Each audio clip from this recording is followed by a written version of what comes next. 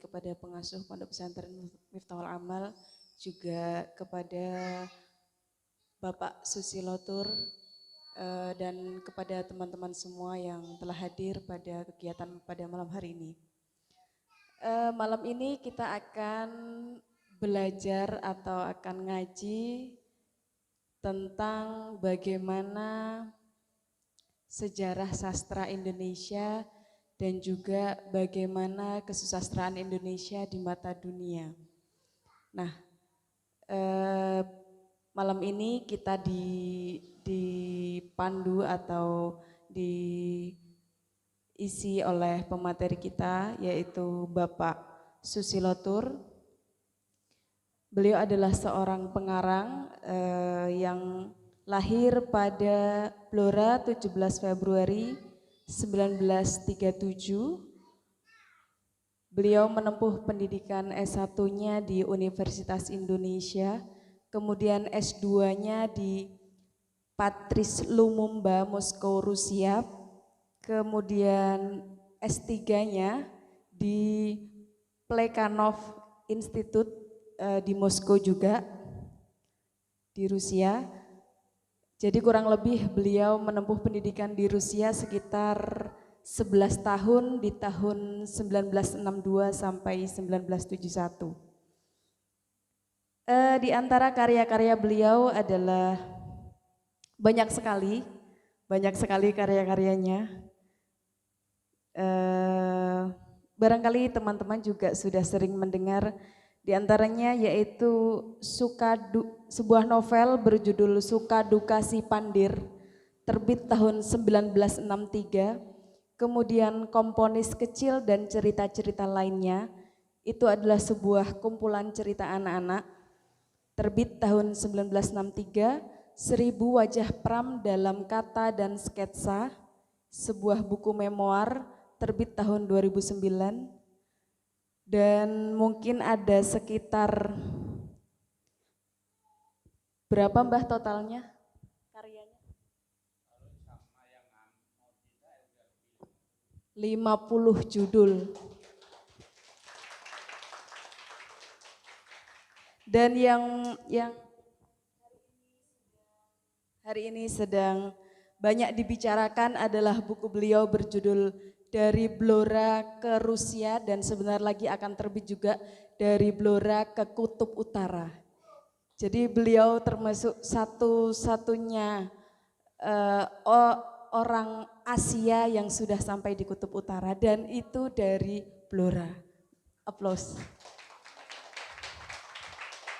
Jadi barangkali di sini teman-teman bisa memanfaatkan waktu yang sudah disediakan untuk menggali lebih jauh tentang sastra, juga tentang pengalaman beliau dalam khazanah kesusastraan Indonesia. Baik, mungkin sedikit prolog tentang itu. Silahkan teman-teman nanti disimak, juga disiapkan hal-hal yang kira-kira teman-teman ingin tanyakan atau hal-hal yang kira-kira membuat teman-teman penasaran tentang perjalanan beliau hingga hari ini.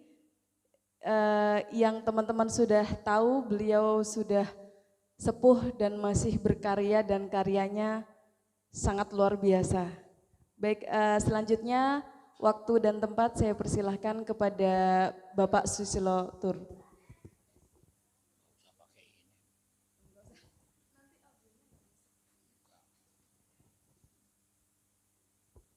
Assalamualaikum.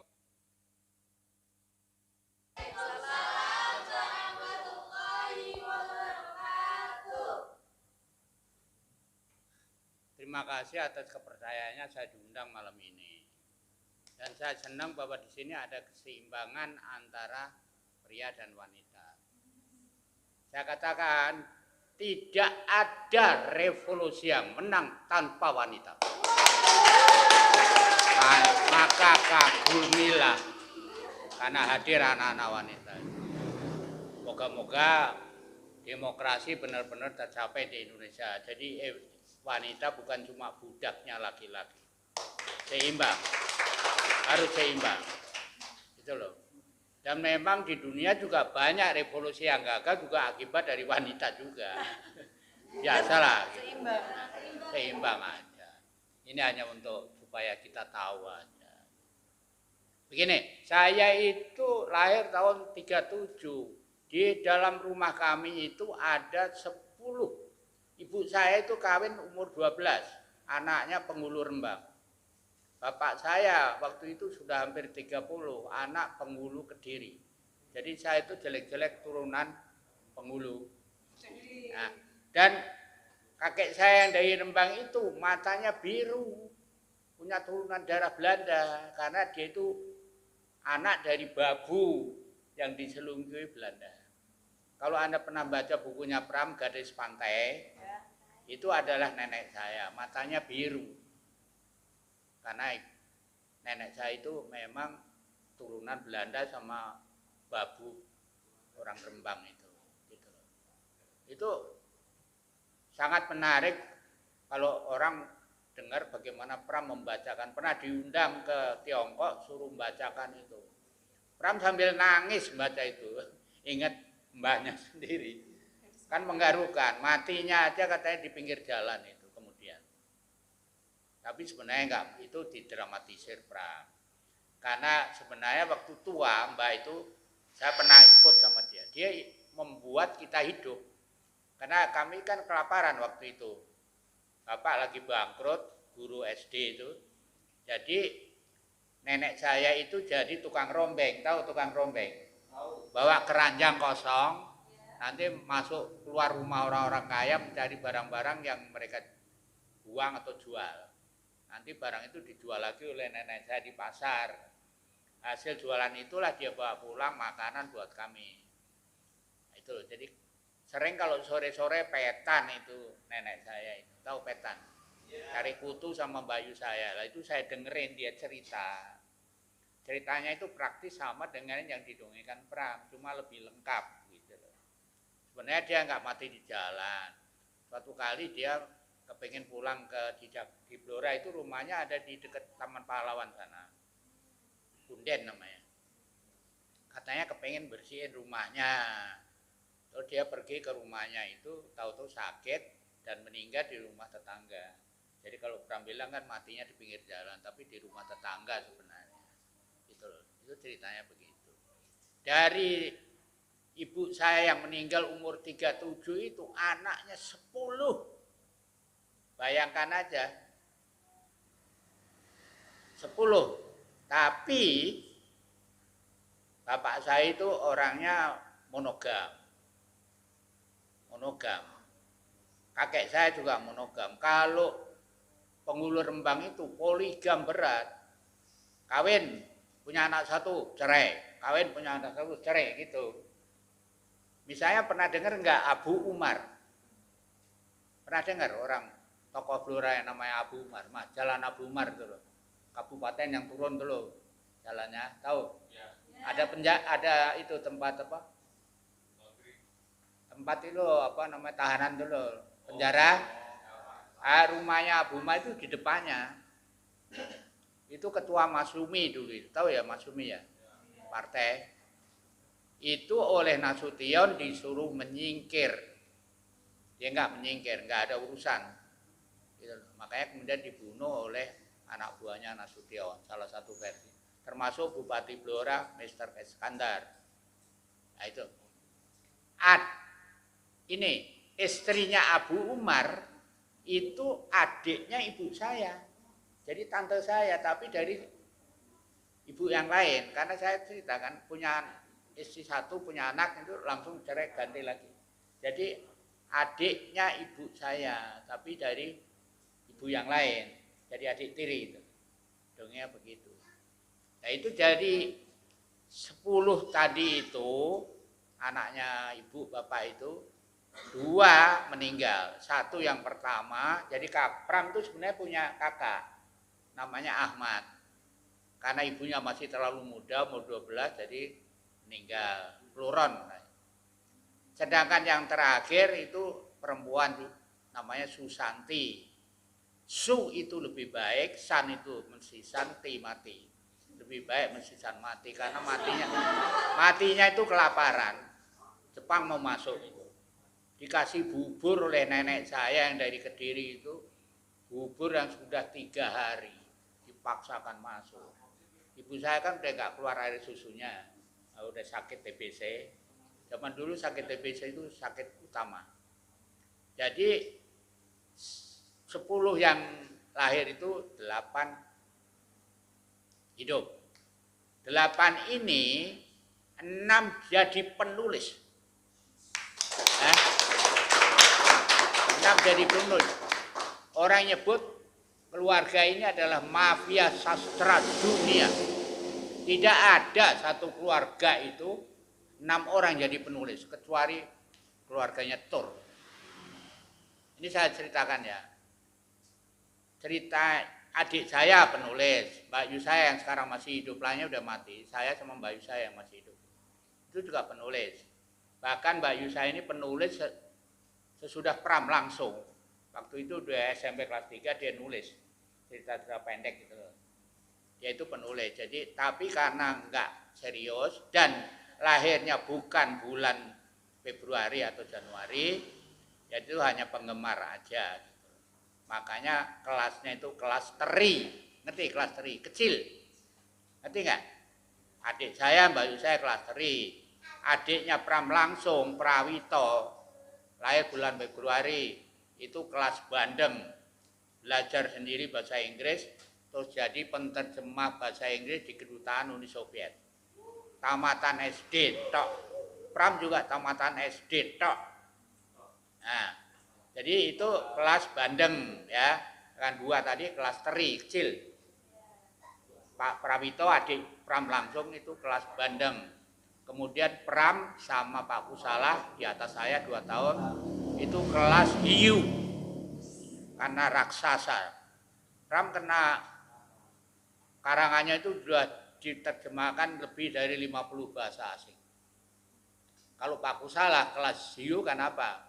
Dia itu penterjemah terbaik bahasa Belanda Indonesia dan penterjemah bahasa Rusia kelas dunia, terbaik dunia. Karena dia menerjemahkan bukunya pengarang Rusia yang paling terkenal, Leo Tolstoy, pernah dengar? Bukunya Perang dan Damai, War and Peace, Waina Imir, bahasa Rusianya. Itu penterjemah terbaik dunia bahasa Rusia. Belum lama dapat hadiah dari Presiden Rusia Putin. Itu buktinya. Cuma di Rusia itu nggak ada uangnya, cuma piagam. Karena di Rusia secara sosial itu nggak penting uang itu. Ngerti nggak? Jadi hadiahnya bukan uang tapi piagam. Lebih bangga piagam daripada uang. Nah, saya termasuk kelas apa? Kelas hiu, kelas ini lumba-lumba. Saya di mana-mana diundang. Kalau Anda ini kan pernah ke rumah ini Mas ini. Berapa piagam yang saya punya di Meg? Di rumah. Anda kan ke rumah sering. Rumah saya ini. Berapa piagam itu? 1 rumah full. Jadi banyak piagam itu. Saya menulis itu umur 13. Pram umur 15. Kenapa? Kok saya lebih dulu mengarang. Waktu Bapak meninggal tahun 50, saya itu baru tamat SD. Nah, itu ditawari Pram ke Jakarta. Nanti kamu akan sekolahkan jadi meister, dokter. Waktu Mbak Yu saya ditanya, mau. Pak Kusalah ditanya, mau. Saya ditanya, ogah. Kenapa? Sorenya saya habis ditempeleng sama Pram. Soalnya dia perintah, dia kan bekas tentara, jadi main perintah aja. Pulang sekolah kamu, makan, tidur, bangun tidur, mandi, belajar. Saya pulang sekolah bukannya pulang, di rumah nggak ada makanan waktu itu. Saya keluyuran turun naik di pohon ceri tahu, kersen, talok, turun naik itu, Tirtonadi tahu ya, itu dulu isinya pohon calok itu, turun naik udah kenyang baru pulang. Nah itu di rumah ditempeleng, dari mana kamu? Biar. Makanya malam itu ketika Pram ngajak ke Jakarta saya menolak. Habis ditempeleng kok. Nanti di Jakarta ditempeleng lagi gitu. Nah itu kemudian ketika Pram ngirim uang Rp1.000 supaya kami ke Jakarta, saya pikir kalau saya kapan lagi ke Jakarta kalau enggak sekarang. Waktu kecil saya cuma tahu Cepu, Rembang sama Kudus. 3 itu aja. Ini diajak ke Jakarta kok enggak mau. Akhirnya saya berubah pikiran berangkat ke Jakarta. Apalagi dapat janji mau disekolahkan sampai master, dokter. Pram di Jakarta tinggalnya cuma 500 meter dari Istana Negara. Cuma kampung Betawi, kebun jahe, kober, gang 3 nomor 8. WC aja nggak punya. Ngerti nggak? Jadi kalau ke WC ya ke kakus umum, padahal kakus umum buatan Belanda dulu. Di mana-mana ada kececeran kotoran orang itu. Jadi pulang dari WC ya kaki hitam bawa kotoran juga. Baru berapa bulan kemudian dibikin WC di rumah itu. Gitu loh. Nah itu di situ ternyata saya sebulan itu cuma dikasih uang Rp10. Saya sekolah di Kemayoran, taman siswa swasta. Pulang balik 6 km. Untuk beli buku, beli alat tulis dan sebagainya Rp10 bayar sekolah jam itu 10. Jadi kan nggak cukup. Pram bilang nggak cukup memang. Gajinya sendiri cuma Rp180.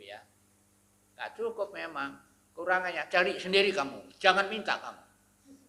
Jadi terpaksa saya belajar nulis. Kalau Pram pengarang, saya penulis. Itu loh bedanya. Saya dapat uang itu umur 14 jadi guru saya. Umur 14 jadi guru. Guru mertua kakak saya itu minta belajar matematika sama saya. Dia punya warung itu. Ya semi buta huruf lah orangnya. Orang dari Banten. Istrinya orang Jakarta gitu loh. Pak Ilyas namanya. Ilyas Akarim namanya. Jadi dia tuh belajar matematika sama saya jadi guru. Nah itu tiap minggu saya dikasih uang untuk jajan, untuk tambahan tadi itu loh. Di samping saya juga sering disuruh pergi ke pasar belanja, juga diupain gitu. Caranya begitu. Jadi sejak kecil saya itu sudah mulai mandiri gitu loh. Nah itu saya menulis umur 13 tadi itu. Pram udah kalah kan, Pram 15, saya 13. Nah itu loh. Nah sekarang jadi banyak semua. Pram itu guru saya, musuh saya, pengganti orang tua dan sebagainya. Guru harus kalah dari murid.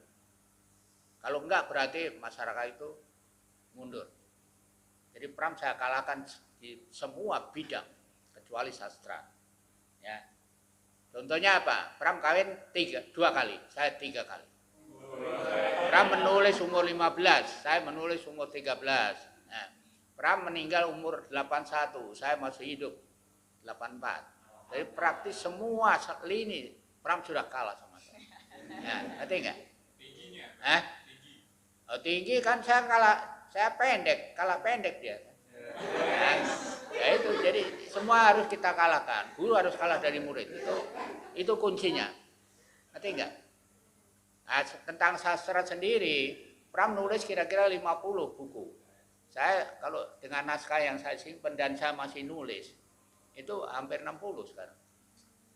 Ini saya mau nulis yang terakhir ya, itu kira-kira ada 5.000 quote. Tahu kata mutiara? Kerpeke sang lelananging jagat. Tahu kerpek? Alat nyontek. Kerpeke sang lelananging jagat. Itu kumpulan dari buku-buku yang saya pernah baca. Kata mutiara yang saya ingat apa? Saya lihat di bus, saya dengar orang nyanyi di dalam. Semua itu saya catat. Contohnya gini, satu kali saya diundang ke Jogja. Dari Blora naik bus, rela. Itu di mana itu di Ngawen berhenti nunggu penumpang. Saya pindah dari belakang ke depan pintu depan. Supir kan sebelah kanan, saya sebelah ini, di depan tuh kaca depan tuh loh. Kok seperti kan ada tulisan. Bagus banget ini, itu sasar jalanan saya bilang. Aku kangen karo ambune kelekmu. Kan bagus itu. Ngerti enggak?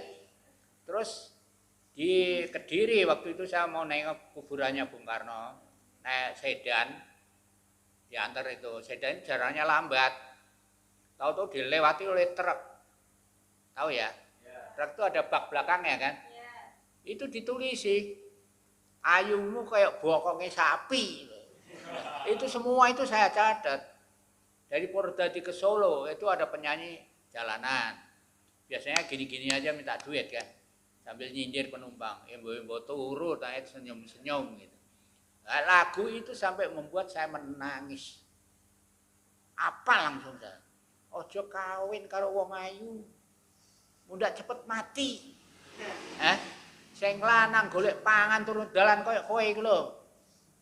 Tahu-tahu sing wedok ditinggal dikeloni wong liya. Nah, itu terjadi pada diri saya.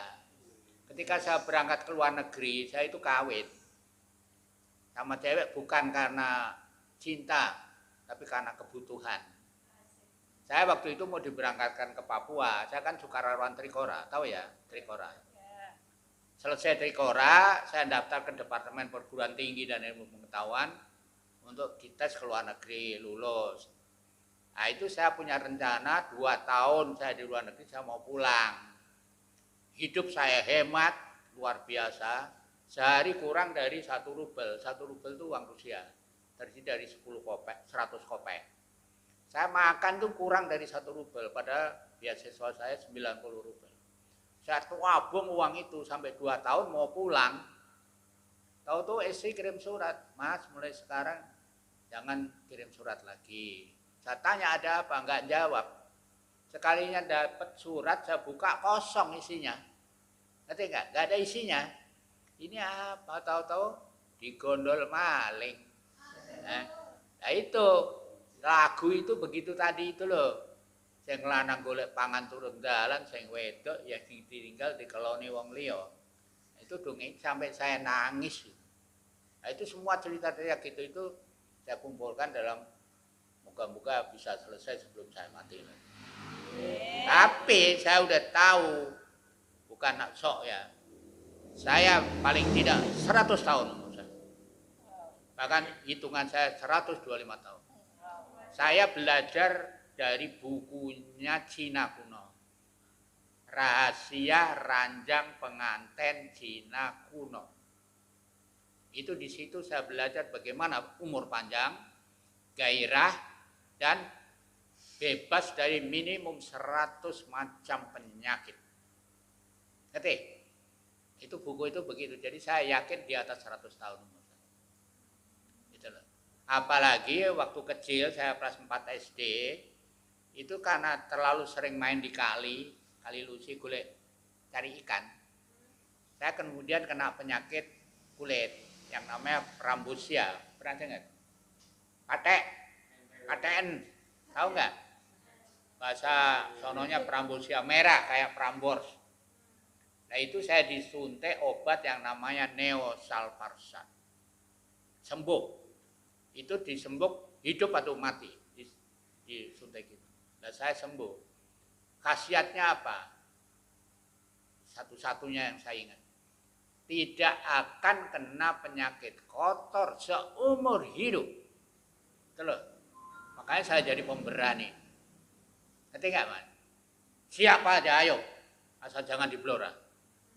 Karena di Blora nih, wah Pak Susilo orang nakal nih ya. Di Blora saya nggak mau, kalau luar Blora ayo. Itu pertama. Karena saya pernah di penjara 6 tahun gara-gara paspor saya dicabut itu, saya kena penyakit prostat.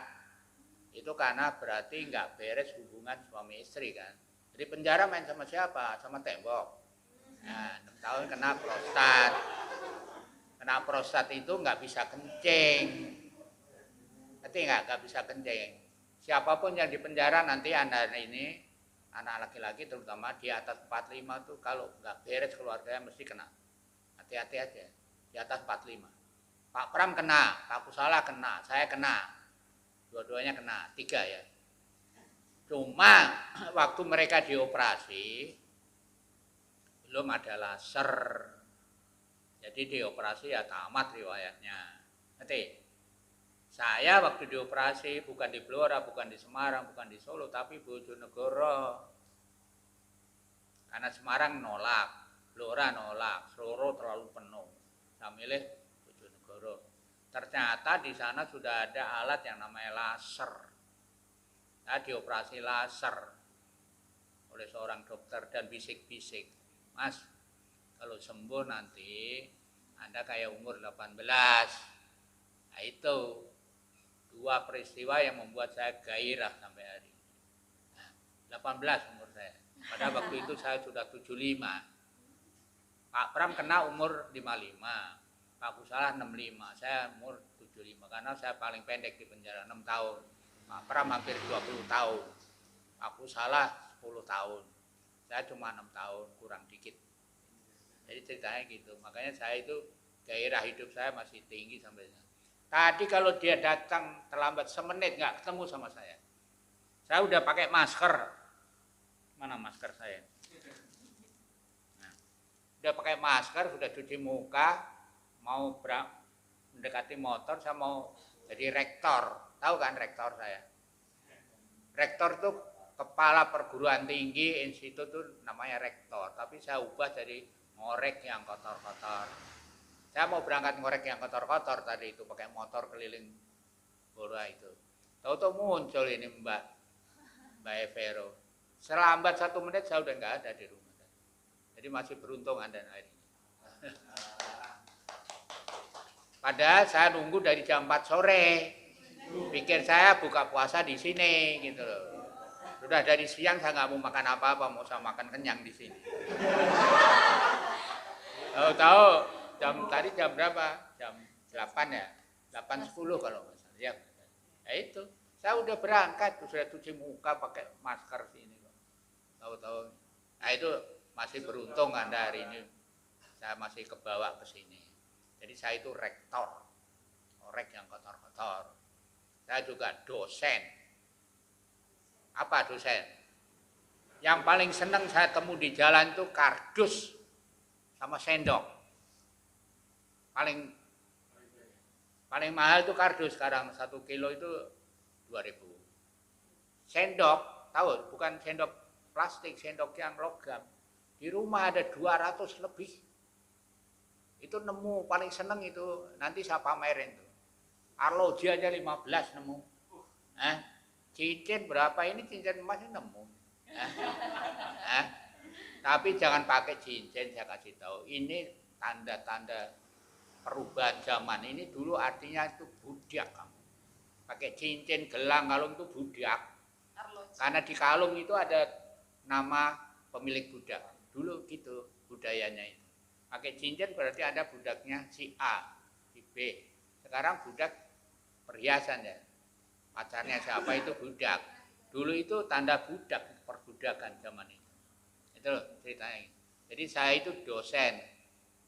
Paling seneng nemu sendok sama kardus. Saya juga dekan. Barang yang saya temu itu enggak saya jual, tapi dibeli orang. Ngerti enggak? Saya enggak pernah jual, dia datang beli kok. Jadi saya punya bargaining power, daya tawar. Kalau enggak segini jangan, gitu loh. Nah itu dari uang itu saya belikan ayam, ternakan ayam, jual ayam, beli kambing, ternakan kambing. Jadi waktu saya itu habis di kandang, jadi dekem neng kandang, singkatannya dekan. Itu. Kita harus memperbanyak bahasa Indonesia karena kata asli bahasa Indonesia cuma 3.000. Sisanya itu bahasa alian dari bahasa Belanda, Portugis, Perancis, Inggris, semuanya, Arab. Bahasa ini apa bahasa Indonesia ini? Meja. Meja ini bahasa Portugis ini, mesa. Itu apa? Lemari. Bahasa Portugisnya almario. Jadi semua itu bank, tahu bank? Bangku. Itu bangko, kalau itu bahasa Itali. Ngerti enggak? Jadi kita itu bahasa itu kebanyakan bahasa dari luar. Makanya kita harus memperbanyak bahasa dengan istilah yang kita buat sendiri, ya tadi itu. Rektor, dekan, mahasiswa. Saya mahasiswa. Apa itu? Manusia itu hanya sampah istimewa dari alam semesta. Benar apa enggak? Ya, benar apa enggak? Ya. Kenapa? Sampah istimewa? Karena manusia itu satu-satunya yang bisa berpikir dan berkomunikasi dengan bahasa. Lainnya kan nggak bisa. Itulah sampah istimewa dari alam semesta. Coba pernah dengar Mbak itu Arum nomor 21. Waduh. Ayo. Ayo saya ngapal Quran. Siapa yang ngapal Quran? Arum 21. Bunyinya apa? Pakailah otakmu, pikiranmu supaya mengetahui siapa penguasa jagat raya ini. Tuhan. Pakailah Arum. Ayat 21. Ya, ayat 21. Tuh, pakailah otakmu, jangan dengkulmu. Jangan dengkulmu. Itu ajaran dari Arum itu. Pernah dengar apa enggak? Ya, jelek-jelek saya itu belajar agama bukan cuma Islam aja, juga belajar Buddha, Konghucu, Katolik, Kristen, Protestan, saya semua pelajari. Semua agama itu mendidik manusia menjadi manusia. Yang nggak beres adalah oknumnya. Tahu sedikit anggapannya sudah segala-galanya. Saya pernah ngomong itu di RT. Kalau Anda tidak menulis, Anda belum manusia, saya bilang. Ngerti? Karena menulis adalah karya keabadian. Tahu-tahu di masjid, dai masjid tempat saya itu yang dengar saya ngomong, belum manusia Anda kalau nggak sembahyang. Nah, itu ditiru jadi niru itu boleh aja. Saya sih bangga-bangga aja gitu dongengnya. Jadi kita itu, Anda sebagai santri harus wajib baca kitab kuning. Tahu kitab kuning kan? Tahu. Ini harus ada ubah menjadi warnanya pelangi. Semua warna harus masuk ke dalam diri Anda. Yaitu sastra lah, yang ini, yang agama, semua membuat Anda jadi pintar nanti. Manusia menikmati kenikmatan dari apa? Kata bahasa Inggrisnya, pleasure is the highest goal of man. Kenikmatan adalah tujuan yang tertinggi dari manusia. Kenikmatan, pleasure. Pernah dengar Mbak? Pleasure. Nah itu makanya kalau kamu mau jadi penulis, mau jadi santri yang hebat, warna kuning itu harus Anda ubah jadi pelangi. Saya kasih contoh, ada santri tadi saya cerita sama Mbak. Dari mana Japah, umur 15. Sekolahnya di Langitan Tuban. Kemarin ke rumah nunjukkan naskah. Namanya apa itu tadi, Mbak? Judulnya? Ya, Pribumi. Umur 15 sudah nulis buku Pribumi. Bacaannya luar biasa banyak. Baik bacaan orang-orang, bukunya orang Indonesia maupun orang Barat. Ini anak bukan main. Saya malah kalah. Loh, saya itu udah berapa ribu buku masih kalah sama dia. Ada buku yang dia sebut dan saya belum pernah baca. Umur 15 sudah bikin buku, Pribumi namanya. Bagus sekali, diterbitkan di Pataba. Bikinnya satu bukunya itu kira-kira 200 halaman. Itu dicetak dengan harga 20.000. Dijual berapa? 50.000. Dicetak 10.000, dijual 50.000. Modalnya dicetak 300 jadi 3 juta. Laku jadi 15 juta. Nah, itu. Jadi pengarang itu kayak gitu. Maka jadilah pengarang, tapi yang serius supaya laris. Ya kayak Pram itu kemarin Bumi Manusia berapa dapatnya? 5 miliar. Padahal waktu Pram masih hidup ditawar 1,4 miliar. Pram belum menemukan cewek secantik apa tokonya itu, analis itu. Ditawar oleh Amerika 460.000 dolar. Pram juga menolak. Karena kepinginnya bumi manusia dibuat oleh bangsanya sendiri. Jadi Pram itu seorang nasionalis. Nah, duit nggak penting buat dia. Duit itu buat dia nggak ada artinya. Yang penting buku itu dibaca. Bahkan dia nggak pernah menentang pembajakan buku. Bajak aja, yang penting jangan dibakar. Makanya kalau di rumah kan ada moto, bacalah bukan bakarlah. Tahu ya? Itu saya ubah. Indonesia kan udah merdeka lebih dari 75 tahun. Saya ubah. Bacalah dan bakarlah. Titik-titikmu. Isi sendiri titik-titikmu. Coba apa? Ya, semangatmu membaca dan menulis.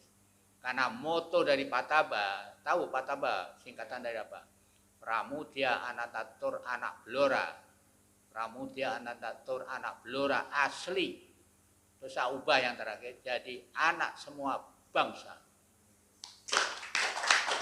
Karena ada bukunya Pram yang namanya anak semua bangsa, tetralogi itu. Jadi saya tulis itu. Nah itu. Nah ini tujuan dari Pataba apa? Tujuan Indonesia membangun menuju Indonesia menulis, mencapai Indonesia menulis, menuju Indonesia membaca. Menulis dulu baru membaca. Karena pernah siapa? Nabi kan bilang, bacalah. Ya, ikro. Bacalah. Baru bisa nulis. Padahal Einstein bilang, pengalaman adalah basis pengetahuanmu. Pengetahuanmu adalah basis ilmumu. Satu hari Anda itu melihat, mendengar dan merasakan minimum 1,5 juta peristiwa. Anda harus ambil ini manfaatnya. Makanya tanpa pengalaman Anda nggak punya ilmu. Dan kalau kamu yang nggak punya ilmu, Anda belum manusia. Ada kata mutiaranya orang Plautus Sinagara itu yang ditiru oleh Thomas Hobbes. Homo homini lupus. Pernah dengar? Ya. Manusia ketemu manusia ya kayak serigala, mesti berkelahi. Nah, ini diambil oleh ciptaan Thomas Hobbes itu diambil dari pengarang lain zaman Yunani kuno itu namanya Plautus Sinagara. Lupus homo homini est. Persis kan tadi cuma dibalik. No homo, belum manusia Anda. Kalau tidak mengerti hakikat diri Anda sendiri. Coba, Mbak, hakikat kamu apa? Hidup. Hidup kamu hakikatnya apa? Baru berpikir. Nah, saya sudah dari kecil tahu hakikatnya. Harus bekerja karena semua pekerjaan mulia dan menciptakan nilai lebih. Itu loh. Supaya hidup harus menciptakan nilai lebih. Kalau enggak, Anda itu cuma benalu di dunia ini. Nah, iya kita benalu kalau kita makan dari hasil tenaga orang lain. Nah itu loh. Hakikat itu. Dan itu tidak peduli. Pemulung, rektor, itu pekerjaan yang tidak perlu pakai surat lamaran. Tidak perlu ijazah. Ya benar apa enggak? Makin banyak kerja, waktu, makin banyak Anda dapat. Saya kalau hujan, justru keluar. Orang lain enak tidur. Ya kan? Karena sampah banyak nggak ngambil. Nah, jadi pendapatan saya banyak. Nah itu rahasia jadi pemulung. Ngerti nggak? Gerimis gitu aja orang tidur aja. Saya malah berangkat. Kemarin waktu hujan deras tahu-tahu itu, saya ada di jalan kehujanan. Tahu-tahu kardus, apa semua banyak. Jadi malah dapat banyak. Nah, itu. Karena paling seneng saya nemu kardus tadi itu.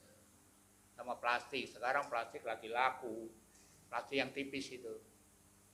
Itu 1 kilo 1.000. Tapi satu malam saya bisa sampai 5-10 kilo.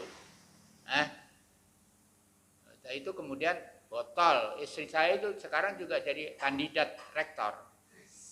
Botol-botol yang saya temu itu dicuci, dijual ke pasar buat tukang minyak, tukang apa itu loh. Kan perlu botol. Itu satunya ada yang sampai 1.000. Botolnya gede itu jual 1.000. Jadi bawa satu karung tuh ya, itu bisa dapat 25.000, 30.000. Padahal kami berdua makan itu minimum, maksimum 15.000 berdua. Enggak lebih. SBY gajinya 62 juta. Satu hari 2 juta, kurang.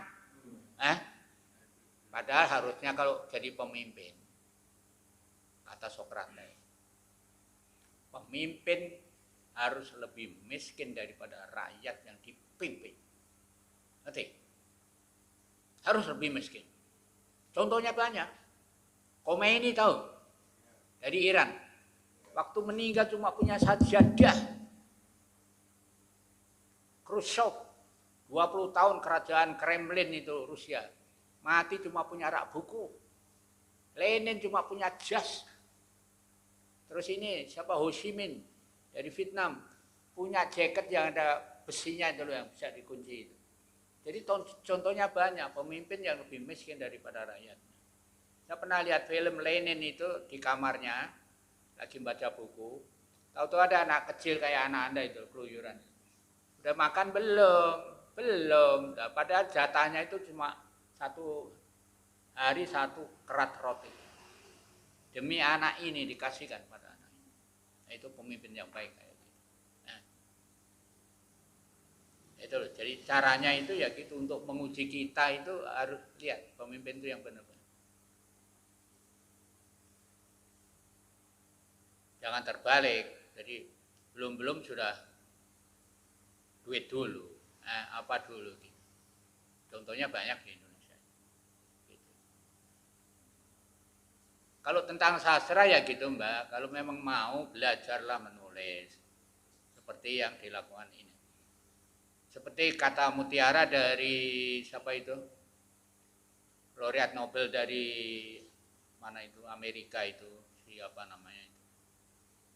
Tulislah. Karena semua yang Anda alami itu akan menjadi kenang-kenangan abadi buat saya. Menulis adalah karya keabadian kalau kayak Pram bilang. Kalau Thomas Mann dari Jerman dia bilang, bikinlah kata-kata yang pendek-pendek tapi penuh arti. Kalau Maxim Gorky, tulislah kata-kata dengan penuh makna. Nah itu, jadi semua itu kita belajar dari orang lain supaya bagaimana membuat karangan yang baik. Gitu. Jangan asal tulis saja, asal bunyi. Kalau kamu belum bisa menulis, bikinlah buku harian. Buku harian sekarang, kira-kira 5 tahun lagi Anda baca, Anda akan heran sendiri. Apa pernah nulis kayak gitu? Saya pernah itu ada buku gini ya. Saya itu kan pernah dihina oleh wartawan Kompas. Waktu juniornya di Blora sini. Dia nanya, disertasi kamu apa? Saya sebutkan Republik Jalan Ketiga. Jiplak kamu. Ada itu Anthony Giddens dari Inggris. Bukunya The Third Way, Jalan Ketiga. Jiplak kamu. Coba. Kamu pengarang. Masa? Anak saya kan marah itu, bapakku kok dihina terus. Dia kumpulkan majalah sejak tahun 1950. Saya menulis tahun 50. Dicari majalah-majalah anak-anak, majalah orang dewasa. Dikumpulin, diterbitkan jadi buku. Nggak ngomong sama saya. Saya tahu kok ada buku ini, saya buka. Loh itu kumpulan cerita-cerita pendek saya yang dimuat di berbagai majalah itu. Jadi anak saya itu nyenangin bapaknya juga begitu. Tapi kalau dia lagi marah juga begitu. Pernah dengar gak Jokowi Undercover? Yeah. Itu kan gini, ada teman ke rumah, saya ngomong disadap, tahu disadap, direkam. Itu dijadikan kata pengantar buku itu. Dicetak 5.000 buku, 400.000, dia dapat duit 2 miliar. Bambang Tri itu. Ngerti? Yeah. Menyangkut nama saya karena kata pengantar itu yang buat katanya saya. Anak saya marah. Bapak ini gimana? Karya dihancurin sendiri. Minggat. Biayanya itu minggat 1 bulan dari rumah. Saya nggak cari, pulang juga nggak saya tegur. Itu cara pendidikan saya gitu, pendidikan pembiaran. Hati, jangan mendidik itu pakai aturan malah susah. Biarin aja anak itu. Kalau saya gitu cara didiknya. Ya itu kan tiap orang punya cara sendiri. Ya. Jadi anak saya itu nggak pernah saya tegur. Dia dulu ya tamatan SMP 5 Blora itu, tadinya kan lahirnya di Jakarta dia. Waktu itu saya di Jakarta kan, saya keluar dari Blora sejak tahun 50, kembali ke Blora tahun 2004. Jadi di luar Blora 54 tahun saya. Gaya bahasa saya itu udah lain, bukan kayak orang Blora ya. Itu ada teman, kamu orang Batak ya? Bahasanya kok casdisus gitu. Ya nggak apa-apa orang Batak juga. Tapi apa? Wah kamu ini mesti Bang Titil ini. Ah, tahu Bang Titil? Waduh, ya itu baru terasa sakitnya. Tapi ya kan buat saya kenang-kenangan. Dengan sindiran-sindiran itu kan saya jadi bisa nulis. Gitu loh. Ya itu. Jadi saya itu anak saya tamat SMP 5 itu juara 1. Waktu dites nggak lulus. Ngerti nggak? Dia datang ke rumah sambil mau setengah nangis. Pak, gagal ini dites. Saya bilang, cobalah itu. Minta dikoreksi sekali lagi. Ternyata pengujinya gurunya itu pakai jawaban yang salah. Ngerti? Ngerti nggak? Bukan jawabannya benar yang salah, makanya anak saya nggak lulus. Nah, tapi lulus nomor 2 kemudian. Dapat hadiah dari sekolah 50.000. Kalau juara kan 100.000. 50.000. Mau masuk STM Tunjungan, Jakarta ya. Nggak lulus. Bahasa Indonesia 9, bahasa Inggris 8, matematika 7,1. Padahal ngitung indeksnya, bahasa Indonesia kali 1, Inggris kali 2, matematik kali 3, di total bagi 3. Nggak lulus anak saya. Nah, nangis itu anak saya itu. Nangis kok kemudian milih, saya mau masuk STM Muhammadiyah. Tahu di Kajengan? Itu dulu baru tercatat. Sekarang udah ya, sama ya, disamakan. Nah itu dia kerja di situ, sekolah di situ, tamat nomor 1. Sebelum tamat itu, semester sebelumnya, bahasa itu, bukunya itu, agama dapat 9. Ngerti nggak? Agama dapat 9. Dengar gurunya itu kalau bapaknya itu dianggap bekas tahanan G30S. Ngerti nggak? Diturunkan jadi 6. Masa anaknya PKI kok bisa agama bisa 9, nggak percaya dia. Diturunkan jadi 6. Tapi lulus nomor 1. Tetap nomor 1. Terus dapat kerjaan di Astra Jakarta. Tahu ya? Pabrik mobil itu. Gajinya berapa? 20 juta. Nggak suka. Gaji 20 juta. Saya nggak mau jadi budak. Kalau mau jadi budak diri saya sendiri. Terus dia terjun ke dunia sastra. Kayak Pak D-nya. Ngerti nggak? Karena menulis adalah karya keabadian. Pekerjaan itu nggak menghasilkan apa. Menulis yang jadi karya keabadian. Nah karya keabadian itu dari mana? Bapak saya itu pengagum berat Dawes Dekker, Multatuli. Pernah dengar? Ya. Bukunya apa? Max Havelaar. Havelaar itu sebenarnya dari bahasa Belanda babelar. Si omong gede. Max Babelar. Bapak saya itu pengagum. Iya. Nah itu dia kepengen niru kebesaran. Bagaimana jadi manusia? Tugas manusia adalah menjadi manusia itu sendiri. Max Havelaar bilang, the plicht van een mens is mens te zijn. Bahasa Belandanya. Nah itu, tugas manusia adalah menjadi manusia sendiri. Bapak saya itu pendiri Institut Budi Utomo di Blora, yang kemudian jadi SMP 5 itu. Nah itu, bagaimana cara menjadi manusia? Belajar, bekerja, berkarya. 3 itu. Motonya, kalau tamat siswa kan Tutwuri Handayani. Kalau bapak saya belajar, bekerja, berkarya. Ada monumen yang di SMP 5 itu ditulis belajar, bekerja, berdoa. Salah. Karena apa? Berdoa itu sudah masuk dalam belajar kan. Anda bisa berdoa karena belajar. Kok ini ditulis lagi? Belajar, bekerja, berdoa. Saya minta diganti. Padahal kepala sekolahnya sudah 5 kali ganti. Tetap nggak mau ubah. Berdoa terus. Padahal ada kata mutiara orang Jepang, orang dari Loyola, tahu Loyola, dari Prancis, agama Katolik Prancis itu.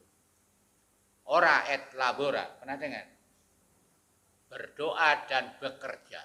Ora itu berdoa, labora bekerja. Itu dari Loyola Prancis itu abad 17. Bekerja dari itu. Nah ini kemudian berkaya itu dikembangkan oleh Pram. Menulis adalah karya keabadian. Benar apa enggak? Kalau menurut saya salah. Sebelum Anda bisa berkarya, Anda harus makan minum dulu. Ayo kita minum. Jadi ya, sebelum Anda bisa berbuat apa harus kenyang dulu. Gitu loh. Jadi ya kata Pram bagus tapi masih kurang lengkap. Makan dulu baru makan minum baru bisa berkarya. Benar. Nah, itu. Jadi cobalah Mbak menulis, bikin kalau enggak bisa ya bikin buku harian aja. Ada buku saya ya, cerita pendek di dalam buku Serenade. Serenade itu lagu serenade. Di situ ada cerita tentang ini Cibodas. Jadi saya dulu ceritanya pacaran ini hanya fiksi ya. Saya pacaran dengan orang Katolik dari Bogor. Naik mobil jalan-jalan ke puncak, ngerti? Naik mobil di dalam bel itu kita cerita tentang kebebasan. Kijang-kijang di Istana Bogor itu kok bebas berkeliaran tuh. Alangkah santainya kalau kita itu bebas kayak kijang-kijang itu. Gitu. Jadi ceritanya begitu. Suatu kali kita mau sarapan, mobil saya belokkan setir ke kiri. Mau masuk restoran, tahu-tahu di depan ada mobil.